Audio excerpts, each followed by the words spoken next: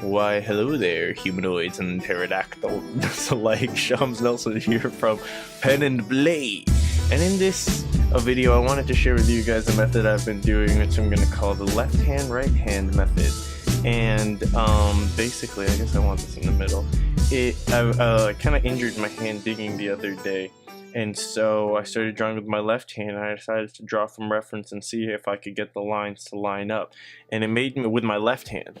So it made me really think of, let's see which one we want to do. It made me really think of what lines I'm putting down exactly, and how they all work out and stuff.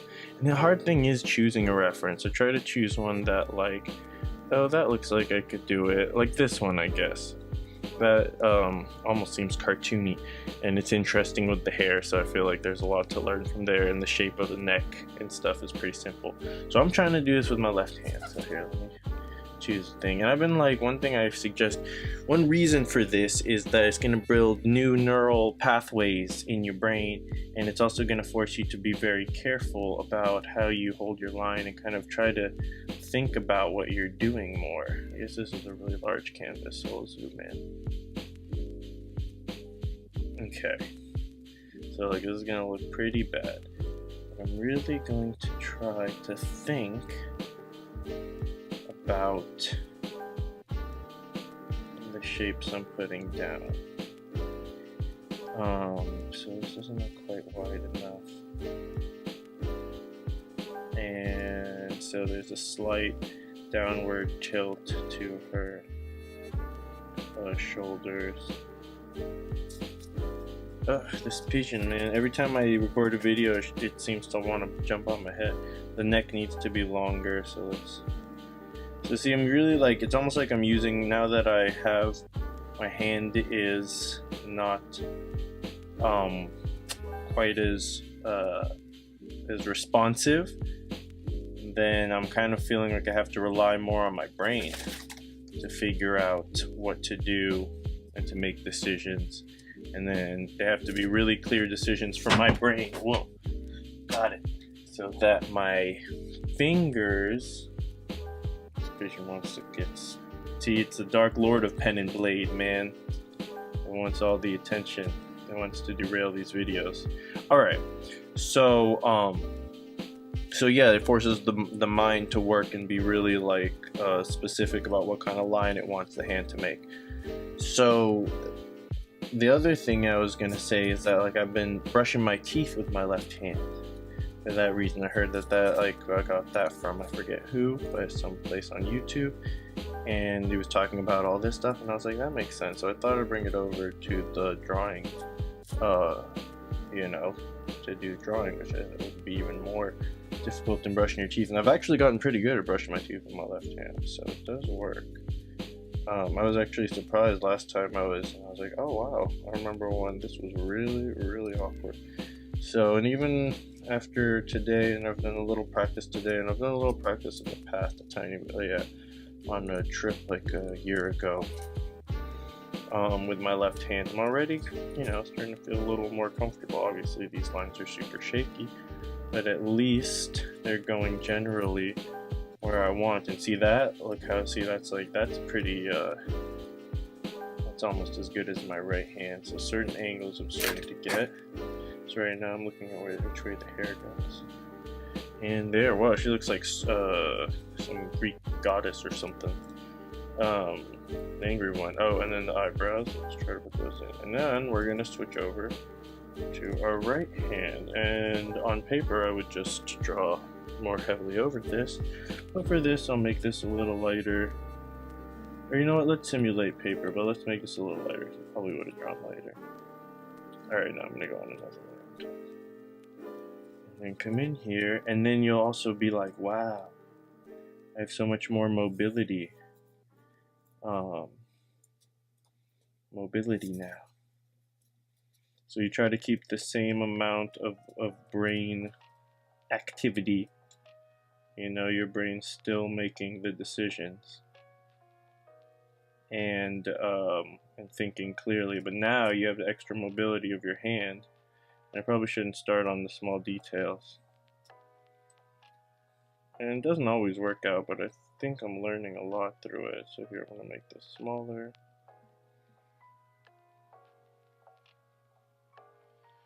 That's the thing with drawing from reference, and a lot of drawing also not from reference, because a lot of it is about like what's going on in your mind. If you can keep your mind focused and your goals, so like you can't learn everything at once. So I like to focus on one, like, or have specific techniques or things I'm working on. So right now, just working on drawing from reference. I've been trying not to go back into old habits and actually not draw exactly what I see, but interpret that into, you know, like simplified lines, I guess. If I was drawing exactly what I see, then it would be much more rendered. I'm trying not to see, like, okay, I'm like, you know, not measuring, but trying to create the same relationships between shapes in this picture and in this one. So I've seen that I've kind of gone astray here. This eyebrow should be further over, and this eye as well. And the thing that I want to do more than find where it is, because that doesn't really help me in the long run, is figure out like what's going on here with the skull underneath. I think this is offline. But the problem, especially when drawing females and younger people, is you don't want a lot of lines in the finished drawing. Right now, I guess what I'm feeling I'm doing is studying. And so once I've kind of understood this, I might actually try to do a finished drawing. I gotta remember to have enough space to the left of the eyes. That's what I have a bad tendency. That's another important thing. I feel like figure out what your bad tendencies are. Or the tendencies you don't like. If you like them and you become aware of them and you're like, oh yeah, that's part of my style, then that's cool. But you know, I tend to make the eyes, this area, too small. Okay. So for the hair, I've learned kind of a new method from a YouTube video. I wish I could remember all these people's names and stuff so I could reference them and give them credit. But they were saying to put this thing into 3 different parts, to break the hair into 3 different like basic like shapes and figure out how they're flowing. So hers is kind of tough because there's a lot of stuff going on. So I'm gonna break it down into, oh, and then this one's more easy because it's kind of generally going back like that, and like that. And then see, I can break it up into smaller little strands. Still not very good at this, but that's pretty cool. And so she's got like a sneering attitude, so that's gonna have this little nostrils going up. And so you kind of get it. I think I don't want to spend too much time doing this, rendering it out, because I want to do one more, I guess, to show you guys. Or do you guys get the idea? The idea is to use your left hand first, and to really focus your mind, use your mind power. It almost hurts your brain. You gotta like, it's like in movies where people have like superpowers of any sort, and they like have to push themselves to the next level, and they're just like but like they have like telekinesis power, so they're just like thinking super hard, like my brain is overheating. That's what you got to do with your left hand part, and then try to keep that gusto, that spirit, when you come over to the right hand part. You feel me? Alright, do I want to zoom in? And let's try zooming in and working on the nose by itself.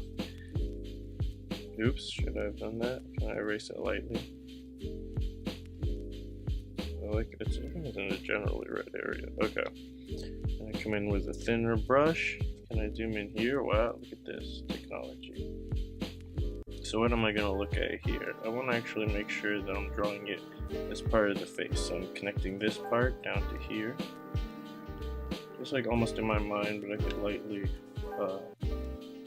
gesture it, and then making sure this nostril's a little higher. It's strange because it's so subtle, but here there's a line. That's what I think makes it.